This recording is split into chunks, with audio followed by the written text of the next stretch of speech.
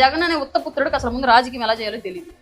ఒకసారి అధికారం వాళ్ళ నాన్నగారు మరణాన్ని బేస్ చేసుకుని వచ్చింది, వాళ్ళ బాబాయ్ హత్యను బేస్ చేసుకుని వచ్చింది, అతనే గుచ్చించుకున్నట్టు కోడి కత్తిని బేస్ చేసుకుని వచ్చింది. కాబట్టి లేదా 5 ఏళ్ల పాటు లగ్జరీగా తాడేపల్లి ప్యాలెస్ లో కూర్చొని పరదాలు కట్టుకుని వచ్చి మాట్లాడి క్లియర్ చేసుకున్నారు 5 ఏళ్ల పాటు పాలన.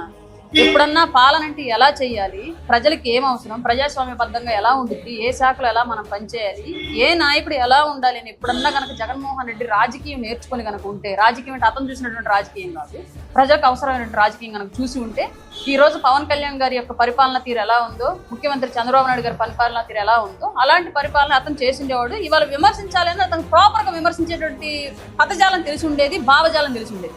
అతనికి అసలు రాజకీయమే తెలియదు కాబట్టి వాళ్ళు ఎలా విమర్శించాలో తెలియదు, ఏ విషయం మీద మాట్లాడాలో కూడా తెలియదు. స్క్రిప్ట్ వస్తే వచ్చి మీడియా ముందు కూర్చొని 4 జోకులు వేసి వెళ్ళిపోవడం మాత్రం జగన్మోహన్ రెడ్డికి తెలుసు. కాబట్టి ఆయనకి తిట్టడం ఒకటే తెలుసు. అతను చిన్నప్పటి నుంచి పెరిగినటువంటి సంస్కృతి అలాంటిది కాబట్టి అతను అట్లాగే రాజకీయాలు చేస్తాడు.